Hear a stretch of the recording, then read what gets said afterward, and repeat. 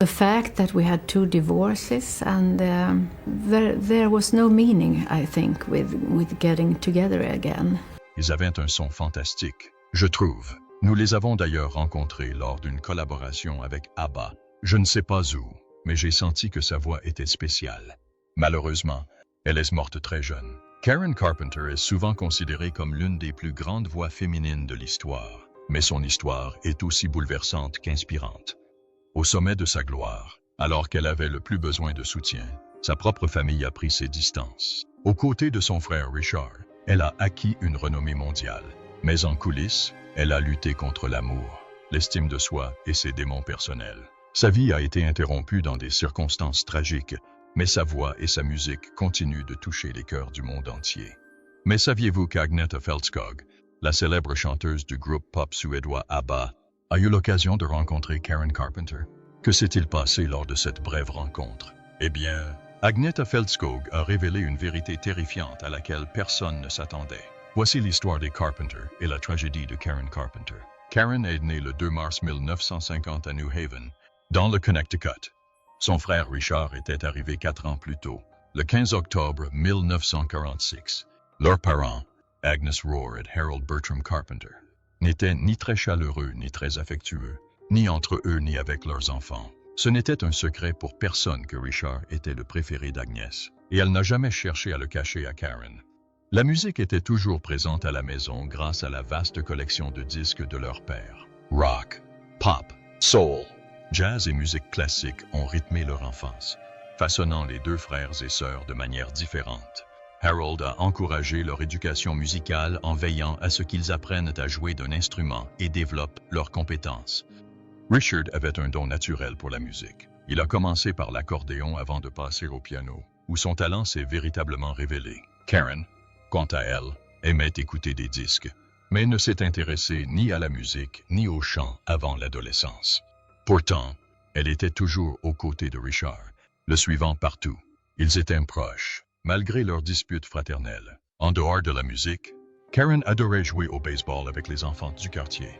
Elle était souvent choisie dans les équipes avant Richard, ce qui l'agaçait. Leur mère, Agnes, réprimandait Karen pour avoir contrarié son frère, renforçant ainsi une dynamique familiale qui allait affecter l'estime de soi de Karen dans les années à venir. À 6 ans, Richard était devenu un pianiste exceptionnel. Ses parents étaient convaincus qu'il était destiné à une carrière musicale professionnelle. En 1963, ils déménagèrent donc avec la famille en Californie du Sud, au cœur de l'industrie musicale. Karen ne voulait pas laisser ses amis derrière elle, mais ses parents se concentraient sur l'avenir de Richard.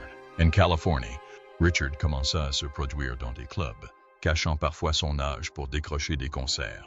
Karen, quant à elle, a rejoint la fanfare de son école pour éviter les cours de sport. À sa grande surprise, elle s'est passionnée pour la batterie. En 1965, Richard a formé le Richard Carpenter Trio, composé de Karen à la batterie et de leur ami Wes Jacobs à la basse. Karen voulait que son nom apparaisse dans le titre du groupe, mais Richard refusa. Le trio se fit connaître sur la scène musicale locale en jouant des reprises et des chansons originales de Richard. Leur véritable percée sembla survenir en 1966, lorsqu'ils remportèrent un important concours de musique en Californie et signèrent un contrat avec RCA Records. Cependant, leur sonorité influencée par le jazz ne convenait pas à la scène musicale dominée par le rock et le label les abandonna. Le trio se sépara rapidement. Déterminé à connaître le succès, Richard forma un nouveau groupe appelé Spectrum, s'orientant vers les harmonies vocales. Malgré leurs efforts, le groupe n'a pas décollé, mais Richard a eu une révélation importante. La voix de Karen était exceptionnelle. Elle n'était pas seulement une excellente batteuse. Elle avait une voix chaude, pure et captivante. Il décida qu'elle serait la chanteuse principale, estimant que cela leur donnerait plus de chances de succès. À 17 ans, Karen pesait environ 65 kilos, un peu plus que ce qu'elle considérait comme son poids idéal. Elle décide de se mettre au régime et perd initialement environ 5 kilos. Son entourage loue sa nouvelle silhouette et ses encouragements la poussent à poursuivre son régime. Début 1969, les Carpenters percèrent lorsqu'un ami transmet leur démo à une maison de disques. Karen n'ayant que 19 ans et étant encore mineure, ses parents durent co-signer le contrat. Le 9 octobre 1969, ils sortirent leur premier album, Offering. À ce stade, Richard s'occupait encore de la plupart des voix, même si cela allait bientôt changer. Malheureusement, l'album ne reçut pas beaucoup d'attention. Herb Alpert, marié à la chanteuse Lainey Hall, leur a suggéré d'enregistrer une chanson intitulée Close to You. La chanson avait déjà été reprise par plusieurs artistes, dont Richard Chamberlain, Dionne Warwick, Dusty Springfield et même Alpert lui-même, mais aucun n'a rencontré le succès escompté. Malgré quelques hésitations initiales, les frères et sœurs ont suivi son conseil et ont enregistré la chanson, cette fois avec Karen comme seule chanteuse. Sorti le 14 mai 1970, il connut un succès immédiat, surprenant à la fois les Carpenters et le label. En seulement 6 mois, il s'était vendu à 3 millions d'exemplaires. Le 25 juillet 1970, Close to You atteignit la première place du Billboard Hot 100, marquant ainsi le premier grand succès des Carpenters. Plus tard cette année-là, Richard tomba sur une publicité télévisée sur les mariages, avec une mélodie courte et magnifique. Quelque chose lui resta en mémoire, et il décida d'en faire une chanson complète. Cette chanson devint We've Only Just Begun, que les Carpenters sortirent le 21 août 1970, 3 mois seulement après leur premier tube numéro 1. La chanson se vendit à 1 million d'exemplaires et permet aux Carpenters de remporter 2 Grammy Awards en 1971. Avec seulement 2 chansons, ils accédèrent à une renommée mondiale et devinrent millionnaires en 1 an. Ces 2 tubes figurent sur leur deuxième album, Close to You, sorti fin août 1970 et qui s'est vendu à un prix record. En novembre 1970, Richard décide de faire une pause et va voir le film Lovers and Other Strangers. Lors d'une scène, il entend une chanson interprétée par le groupe Bread et perçoit immédiatement son potentiel. Il pensait que s'il l'enregistrait dans leur style, ce pourrait être leur prochain grand succès. Il avait raison. Avant la fin de l'année, Karen Enregistra for All We Know, qui sortit le 15 janvier 1971. Une fois de plus, les Carpenters ont connu un succès retentissant.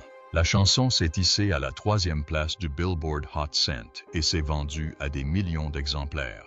Quelques mois plus tard, le 23 avril, ils ont sorti un autre tube, Rainy Days and Mondays, qui a atteint la 2e place des charts. Peu de temps après, Superstar a suivi, se hissant également à la 2e place. Ces chansons figuraient sur leur 3e album, Carpenters, sorti le 14 mai 1971. C'était également le premier album à arborer le désormais emblématique logo des Carpenters. Bien que Karen fût la voix du groupe, elle passait la plupart de leurs concerts derrière la batterie, tandis que Richard et les autres musiciens occupaient la vedette. Début 1971, certains critiques et personnalités de l'industrie musicale remettaient en question cette configuration, et Richard subit des pressions pour laisser Karen occuper le devant de la scène. À contre-cœur, il accepta. À partir de ce moment, Karen se produisit en première ligne lors de tous leurs spectacles, et pas seulement occasionnellement. Sa renommée grandit à mesure que sa présence grandissait. Karen commença à éclipser Richard. Le 19 juin 1972, les Carpenters sortent Goodbye to Love, un immense succès qui atteint la 7e place du Billboard Hot 100.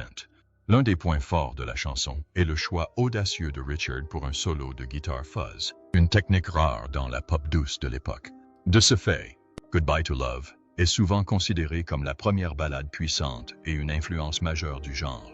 La chanson figurait sur leur 4e album, A Song for You, sorti en juin 1972. Plusieurs titres de l'album sont également devenus des favoris du public, consolidant leur place parmi les plus grands groupes de la décennie. Mais en coulisses, Karen était en difficulté. En 1974, son poids avait chuté drastiquement. Elle prenait de grandes quantités de laxatifs et cachait secrètement de la nourriture pour éviter de manger. À cette époque, elle ne pesait plus que 45 kilos. Elle était connue pour sa volonté de faire et poussait souvent les autres à affronter leurs problèmes, mais refusait de reconnaître les siens. C'est elle qui a pratiquement forcé Richard à se faire aider pour sa dépendance. Mais pour sa propre santé, elle n'a pas pu se résoudre à faire de même. Karen souffrait d'une grave maladie, l'anorexie mentale, une affection encore mal comprise à l'époque. À mesure qu'elle maigrissait, elle tentait de le dissimuler en superposant ses vêtements, mais les changements dans son apparence devenaient difficiles à ignorer. Malgré sa santé déclinante, elle et Richard continuaient à se produire sur scène. Leur 6e album, Horizon, sorti le 6 juin 1975, et comprenait l'un de leurs plus grands succès. Please, Mr. Postman. La chanson a atteint la première place du Billboard Hot 100 et la deuxième place des charts britanniques.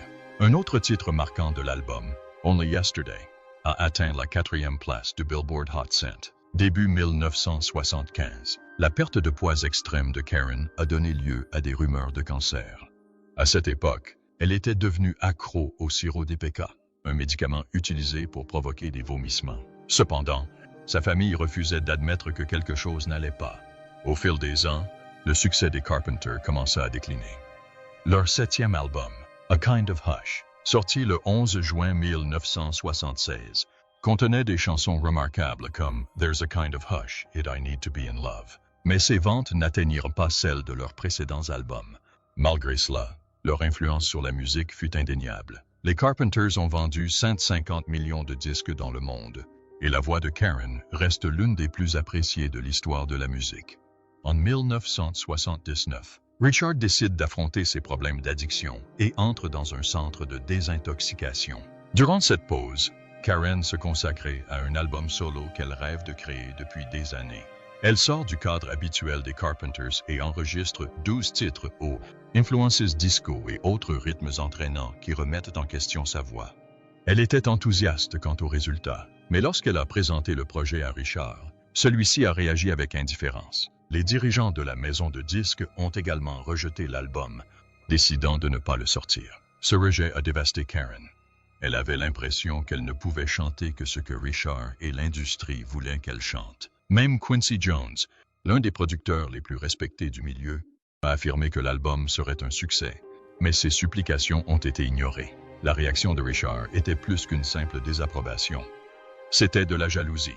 Karen avait réussi sans lui, et il n'aimait pas ça. L'album fut mis de côté et ne vit le jour qu'en 1996, 13 ans après sa mort, lorsque Richard autorisa enfin sa sortie. Karen n'a pas eu beaucoup de chance dans sa vie personnelle non plus. Elle a fréquenté plusieurs hommes célèbres, dont Mike Curb, Tony Danza, Terry Ellis, Mark Harmon, Steve Martin et Alan Osmond. En public, elle disait souvent que le mariage ne cadrait pas avec sa carrière bien remplie, mais en privé, elle confiait à son amie Olivia Newton-John qu'elle aspirait à une famille, à des enfants et à un foyer aimant. Ce rêve ne s'est jamais réalisé. Au début des années 1980, Karen a rencontré un agent immobilier nommé Thomas James Burris, de 9 ans son aîné. Il l'a abordé dans un restaurant et l'a charmé par ses manières raffinées et son attitude sophistiquée. Ce qu'elle ignorait, c'est que Burris était ruiné et cherchait une solution à ses problèmes financiers. Le profond besoin d'amour et de connexion émotionnelle de Karen la rendait vulnérable aux mauvaises personnes. C'est ainsi qu'elle s'est retrouvée avec Thomas Burris, un homme qui avait déjà quitté sa femme lorsqu'il a entamé une relation avec elle. Quelques mois plus tard, il la demanda en mariage et Karen, espérant enfin avoir la maison et la famille dont elle avait toujours rêvé, accepta. Leur mariage était prévu pour le 31 août 1980 au Crystal Room du Beverly Hills Hotel. Mais quelques jours avant la cérémonie, Burris avoua avoir subi une vasectomie et ne pas pouvoir avoir d'enfant. Karen était dévastée.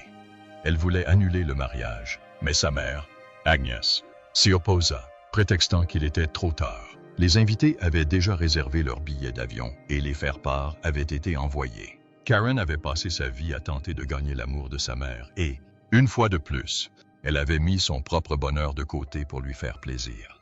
Elle a célébré le mariage, mais s'est retrouvée piégée dans un cauchemar. Burris a gaspillé son argent en luxe coûteux tout en la traitant avec cruauté. Il contrôlait sa vie, la rabaissait et la brisait émotionnellement.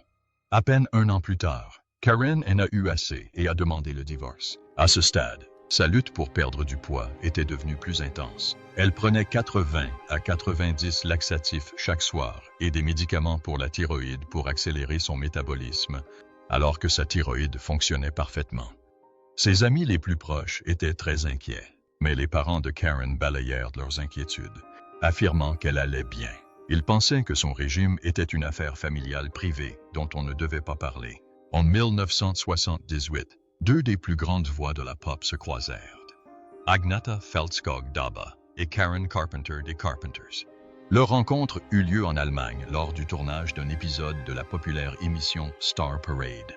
Bien que brève, cette rencontre marqua profondément Fältskog, qui repensa plus tard à la voix extraordinaire de Karen et à l'émotion profonde qu'elle transmettait à travers sa musique. À l'époque, ABBA était au sommet de son succès, dominant les classements internationaux avec des tubes comme Take a Chance on Me et The Name of the Game.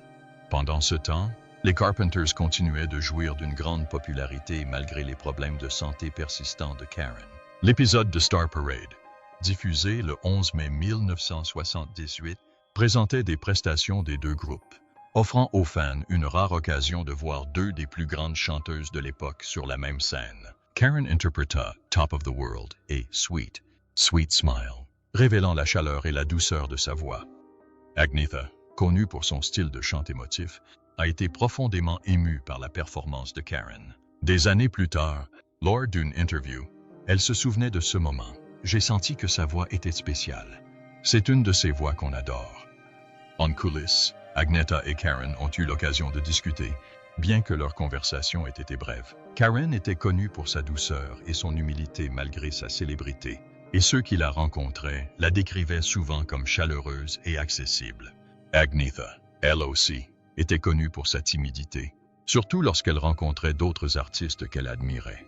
Bien que leurs personnalités soient différentes, Karen plus réservée et pleine d'insécurité, Agnetha plus joueuse et dynamique. Elle partageait une profonde compréhension des pressions inhérentes à l'industrie musicale. Toutes deux avaient connu l'intensité d'une célébrité mondiale dès leur plus jeune âge. Karen et son frère Richard avaient connu la célébrité au début des années 1970, tandis qu'ABBA perçait en 1974 avec Waterloo. Lorsqu'ils se sont rencontrés en 1978, tous deux avaient passé des années à gérer des emplois du temps chargés, une attention médiatique intense et les sacrifices personnels qu'impliquait leur statut d'artiste de renommée mondiale. Agnetha a admis plus tard que, malgré son immense admiration pour la voix de Karen, elle percevait une certaine mélancolie sous son air amical.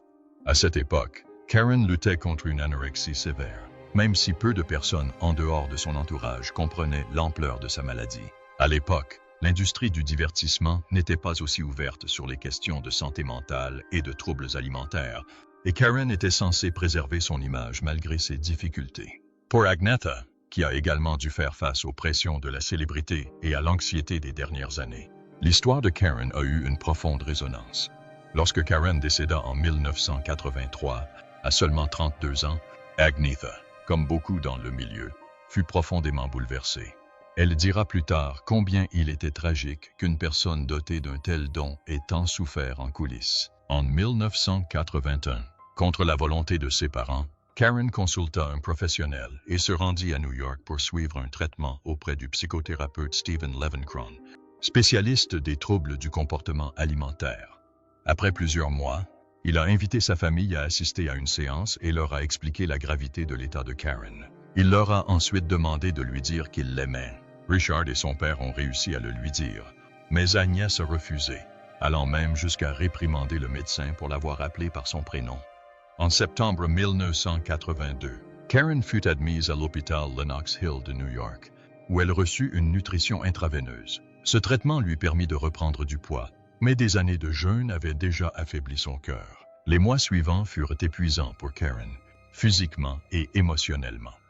Elle donna une dernière représentation le 17 décembre à la Buckley School de Sherman Oaks, en Californie. Puis, le 1 février 1983, elle rencontra Richard pour discuter d'une éventuelle tournée de Charpentier. Le 3 février, elle rendit visite à ses parents pour finaliser son divorce avec Burris. Le lendemain matin, Agnès trouva Karen effondrée sur le sol. Elle fut transportée d'urgence à l'hôpital, mais il était trop tard. Karen Carpenter avait disparu.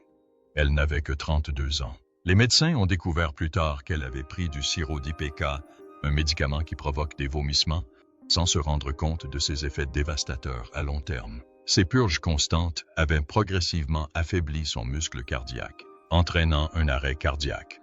En 1989, 6 ans après sa mort, CBS a produit un film sur sa vie. Cependant, Richard et Agnes ont refusé toute mention des luttes de Karen pour l'amour de sa mère ou des problèmes familiaux plus profonds. Ces scènes ont été réécrites ou supprimées. La scène finale du film montre Agnès dire à Karen « Je t'aime ». Karen répond « Je t'aime aussi, maman. Bonne nuit ». Mais en réalité, ces mots n'ont jamais été prononcés. Karen ne les a jamais entendus. C'est l'histoire de Karen Carpenter, une voix qui a touché des millions de personnes, mais une vie remplie de souffrance. Faites-nous part de vos réflexions dans les commentaires et n'oubliez pas de regarder d'autres vidéos sur notre chaîne.